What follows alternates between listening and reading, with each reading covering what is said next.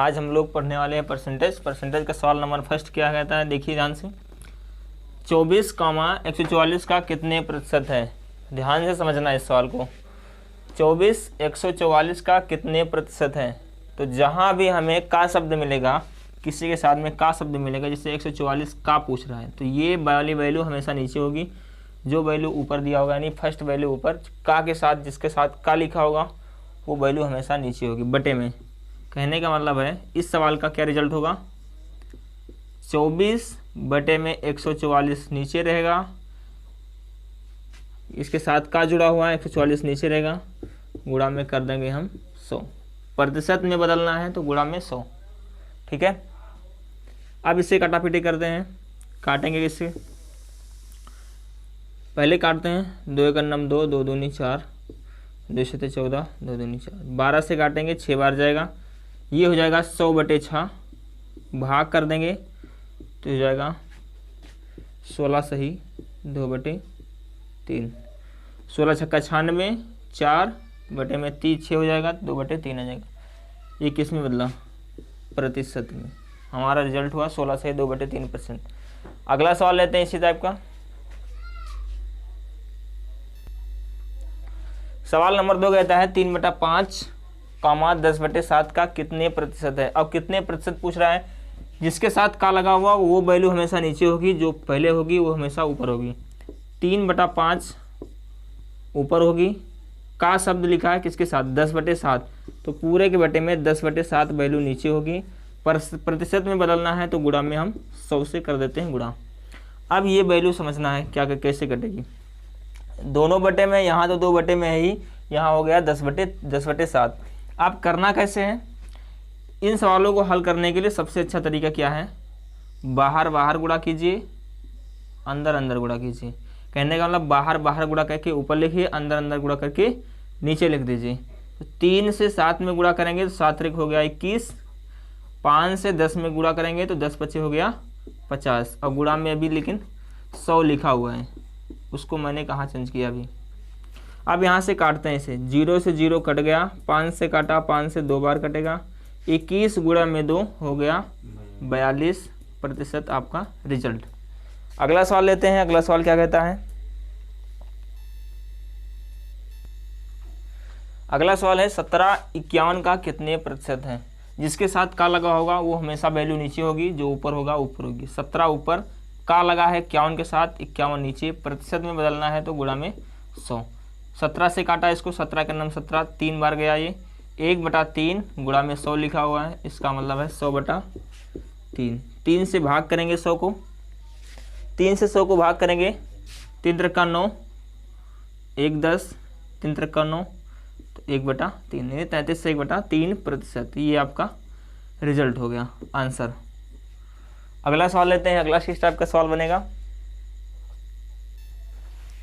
अगला सवाल आपके सामने है सवाल नंबर 4, 1 से 1/3 कामा 1 से ही 1/5 का कितने प्रतिशत है। जिसके साथ का लगा होगा वो वैल्यू नीचे, हम ये आपको बता रहे हैं। और प्रतिशत में बदलना होगा तो गुणा 100 से गुणा करते हैं। प्रतिशत में बदलना होगा 100 से गुणा करते हैं, और परसेंटेज हटाना होगा तो 100 से हम भाग करते हैं। तो इसको पहले 1 से 1/3 ऊपर रहेगा, ये वैल्यू हमेशा नीचे होगी क्योंकि इसके साथ का लगा हुआ है। 1 से ही 1/5, परसेंटेज को बदलना है, परसेंटेज में गुणा में 100 कर देते हैं। इसको पहले इस सम्मिश्र भिन्न में इससे पहले साधारण भिन्न बदलते हैं। तो 3 एकम 3 प्लस 1 4 हो गया, बटे में हो जाएगा 3, और पूरे के बटे में 5 एकम 5 और 1 6, 6 बटे में 5, और गुणा में अभी 100 करना है। मैंने अभी आपको बताया था जब डबल भिन्न होती हैं तो बाहर बाहर गुणा कर देते हैं और अंदर अंदर गुणा करते हैं। तो 4 × 5, 4 5 हो गया 20, और 6 × 3 36 हो गया 18, और गुणा में 100 करना है। अब काटापीटी करते हैं इसे, 2 से काटते हैं, 2 दहम्मा 20, 2 9 18, 100 दहम्मा 1000 बटे में 9। इसे अब भाग करते हैं तो 9 एकम 9, 1 10, 10 हो गया, फिर 9 एकम 9, फिर 1 10, फिर 9 एकम 9 और 1/9, कितना आएगा, इतना ही तो आ रहा है, 111 से ही 1/9। या इसको इतना अगर भिन्न में ही दे रहा होगा तो आंसर हमेशा ये भिन्न में देगा, क्योंकि जब कटता नहीं ना तो कभी कभी भिन्न में देता है। या सही में बदलना चाहो तो हो जाएगा 111 से 1/9 आपका फाइनल परसेंट आंसर हो गया यहाँ पे। अगला सवाल लेते हैं। अगला किस टाइप का सवाल बनेगा? अगला सवाल है सवाल नंबर 5, √16 √25 का कितने प्रतिशत है? प्रतिशत में बदलना है, 100 से गुणा करते हैं। उससे पहले ये समझिए जिसके साथ का लगा होगा वो वैल्यू हमेशा नीचे होगी, यहाँ पे ये वैल्यू हमेशा ऊपर होगी। √16 ऊपर रहेगा, √25 नीचे रहेगा, गुणा में 100 से गुणा कर देना, क्योंकि प्रतिशत में बदलना है। √16 का वर्गमूल होता है 4, √25 का वर्गमूल होता है 5, गुणा में 100। 5 से इसको डिवाइड किया, 5 दूनी 10, 1 0 बचा है। 20 × 4 20 चौक 80% हमारा आंसर हो गया। सवाल नंबर अगला लेते हैं। सवाल नंबर 6 क्या कहता है, ध्यान समझिएगा। सवाल नंबर 6 क्या कहता है, 36 सेकंड 2 घंटे का कितना प्रतिशत है?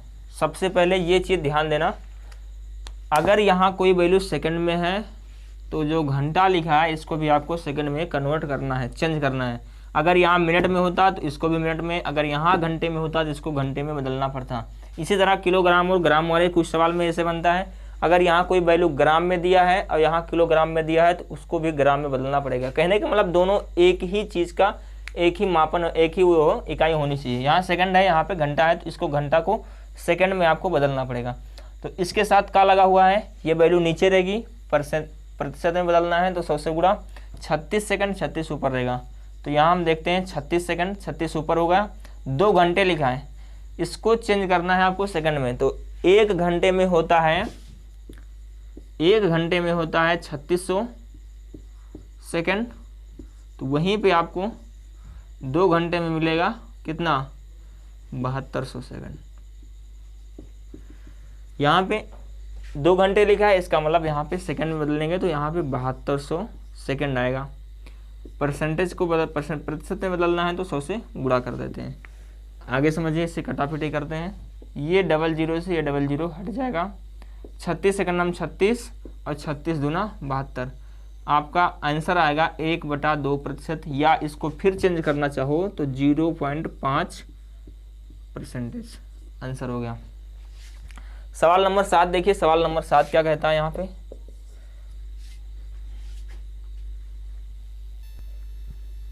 अगला सवाल है सवाल नंबर 7 देखिए, 8 घंटे 3 दिन का कितना प्रतिशत है? यहाँ पे एक बात मैंने अभी भी बताया था, उसमें सेकंड में था और दूसरा घंटा में था, तो उसको मैंने सेकंड में दोनों को चेंज किया था।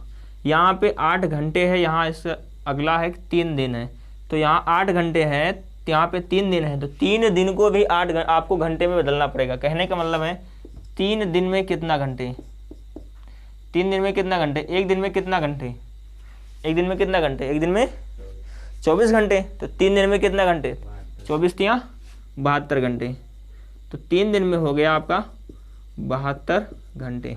तो हमें यहाँ दिख रहा है 8 घंटे, 8 ऊपर, इसके साथ का लगा हुआ है यानी 3 दिन, तो यानी 72 घंटे यहाँ हो जाएगा। 72 से 72 नीचे होगा, और यहाँ पे प्रतिशत में बदलना है तो 100 से गुणा कर देते हैं। अब इससे आपको काटना है और आपका रिजल्ट आ जाएगा। 8 × 9 8, 8 × 9 72, यानी 1/9 गुणा में 100, ये हो गया 100/9।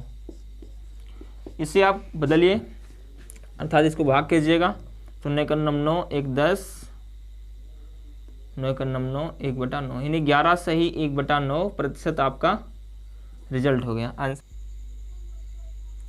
अगला सवाल समझते हैं। सवाल नंबर 9 क्या कहता है, 80 का कितने प्रतिशत 80 है?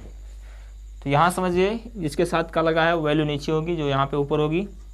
80/80 गुणा में 80 से 80 कट गया, आ गया 100%। दूसरा मेथड क्या कहता है, 80 का कितने प्रतिशत 80 है? तो मान लेते हैं हम 80 का x प्रतिशत कितना है, 80 है। 80 का x% बराबर 80 है, ऐसे कह रहा है। 80 का कितने प्रतिशत 80 है? तो मान लेते हैं x% 80 है, तो 80 गुणे का मतलब गुणा होता है x% मतलब x के बटे में ही 100 बराबर 80 लिखा है। 80 से 80 इधर कट जाएगा, बराबर को उधर कोई संख्या लिखी होती है, बराबर के इधर कोई संख्या लिखी होती है। अगर दोनों बराबर में है तो कट सकता है, लेकिन ध्यान देना उसका जो निशान है, यानी माइनस में उधर है तो इधर भी माइनस में होना चाहिए, प्लस में उधर है तो इधर भी प्लस में होना चाहिए। अब x यहाँ पे ऊपर बचा है यहाँ पे x बचा हुआ है, यहाँ पे कुछ नहीं बचा हुआ 1, तो ये 100 से 1 में गुणा हो जाएगा तो हो जाएगा 100%। आपका रिजल्ट दूसरा मेथड ये हुआ। चलते हैं सवाल नंबर 10 पे क्या कहता है। सवाल नंबर 10 समझिएगा, हम धीरे धीरे कठिन लेवल की ओर बढ़ रहे हैं, तो इस जितने सवाल लग रहे हैं आप इसको किस कॉपी में नोट करते चलिएगा। अगला सवाल है सवाल नंबर 10 क्या कहता है। अगला सवाल समझिएगा, सवाल नंबर 10 क्या कहता है, 600 का 12% कितना है। पहला मेथड है जिसके 7 बटे में लिखा है। अच्छा, ये थोड़ा सा पैटर्न चेंज हो गया, अब की बार कह रहा है 600 का 12% कितना है। तो इस सवाल को बहुत ध्यान से समझिएगा। पहला मेथड में समझाता हूँ किस तरह लगेगा ये, और किस तरह बिना पेन चलाए भी होगा। 600 का 12% कितना है, तो 600 गुणे 12% मतलब 12 बटे में 100। 600 का 12% कितना है, तो मान लेते हैं कि 600 का 12% x है, ठीक है ना, या 600 का 12% इस तरह देखें तो ये 0 से 0 कट जाएगा, यहाँ 0 से 0 कट जाएगा, तो 12 से 6 में गुणा हुआ तो 12 संग हो गया 72। प्रतिशत नहीं पूछ रहा है, पूछ रहा है कितना है, तो यहाँ 12% मतलब 72 है। अब की बार परसेंटेज में दिया ही है 600 का 12% कितना है, तो 600 गुणे 12% यानी 12 बटे में 100 बराबर, आंसर हम काटेंगे तो 72 हो गया। पहला मेथड ये हुआ। दूसरा मेथड क्या हुआ, एक बात ध्यान से समझिएगा, आगे हम सवाल बिना पेन चलाए ऐसे ही करेंगे। लिखा है 600 का 12% पूछ रहा है। अगर हम इस प्रतिशत को हटाएंगे तो क्या नीचे डबल जीरो था परसेंट में, अर्थात 100 में कितना होता है डबल जीरो, इसी तरह मैंने किया था 100 में क्या था डबल जीरो। जब भी प्रतिशत को हटाना होगा किसी संख्या से 100 से भाग करते हैं, और परसेंटेज लगाना यानी प्रतिशत लगाना होगा तो हम 100 से करते हैं गुणा। यहाँ पे प्रतिशत दिया था 100 से भाग किया है, लेकिन अगर प्रतिशत लगाना होता, प्रतिशत पूछ रहा होता तो हम 100 से करते गुणा। का मतलब गुणा होता है, का के स्थान पे हम गुणा लगा सकते हैं। तो मैंने कहा क्या, जब भी ऊपर प्रतिशत लिखा होगा नीचे डबल जीरो होगा, और डबल जीरो से ऊपर डबल जीरो कटता ही हमेशा है। 12 से गुणा हुआ 6 में तो 12 संग हो गया 72। एक बात बताइए ज़रा ध्यान से, अगर इस 600 के स्थान पे हम थोड़ा सा वैल्यू यहाँ पे चेंज कर दें, यहाँ 500 ही कर दें, तो रिजल्ट आएगा बिना पेन चलाए कैसे होगा, बताइए क्या होगा।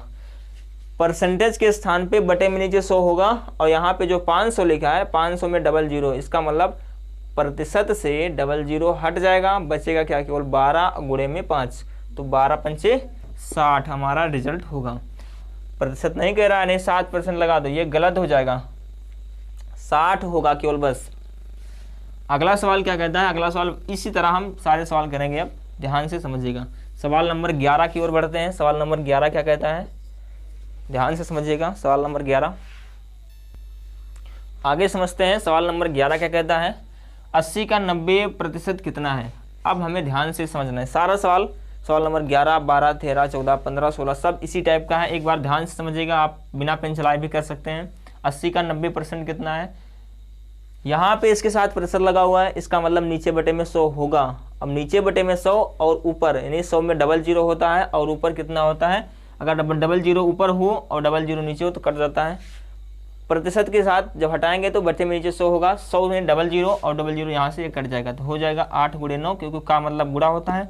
8 9 हो गया हमारा रिजल्ट 72। अगला सवाल ऐसे देखिए, 300 का 16% कितना है, परसेंटेज लगा है, हटाएंगे, नीचे डबल जीरो ऊपर डबल जीरो हट जाएगा, तो ये डबल जीरो खत्म हो जाएगा, तो 16 गुणे 3, 16 3 48 हो गया आपका रिजल्ट। ऐसे इसमें देखिए डबल 1 0 से 1 0, 12 3 36, क्योंकि प्रतिशत से और ये डबल जीरो तो हटेगा ही, परसेंटेज से 1 0 यहाँ 1 0 यहाँ हट जाएगा। क्यों, क्योंकि परसेंटेज में जब नीचे बटे में 100 होगा तो नीचे तो 100 में डबल जीरो होता है, और डबल जीरो ऊपर, नीचे ऊपर कट जाएगा, तो बचेगा क्या, केवल 12 गुणे में 3, 12 3 हो गया 36। अगला सवाल है, इसमें 160 का 60% कितना है, तो 0 से 0 हट जाएगा, 16 गुणे 6, 16 से का हो गया 96, यहाँ पे 96। अगला सवाल है, 900 का 11% कितना है, परसेंटेज हटाएंगे, बटे में नीचे 100 होगा, नीचे से डबल जीरो ऊपर से डबल जीरो कट जाएगा, तो 11 गुणे 9, 11 9 हो गया 99। 3000 का 18% कितना है, परसेंटेज हटाएंगे, बटे में 100 होगा, ऊपर एक जीरो ऊपर एक जीरो नीचे एक जीरो, यानी डबल जीरो ऊपर डबल जीरो नीचे कटेगा, तो क्या बचेगा, केवल 30 और गुणे 18, 30 गुणे 18, तो पहले 18 गुणे 3 कर लेते हैं, 18 54, और यहाँ पे एक जीरो लगा यानी 540 होगा। तो ये आपके फाइनल रिजल्ट हो गए।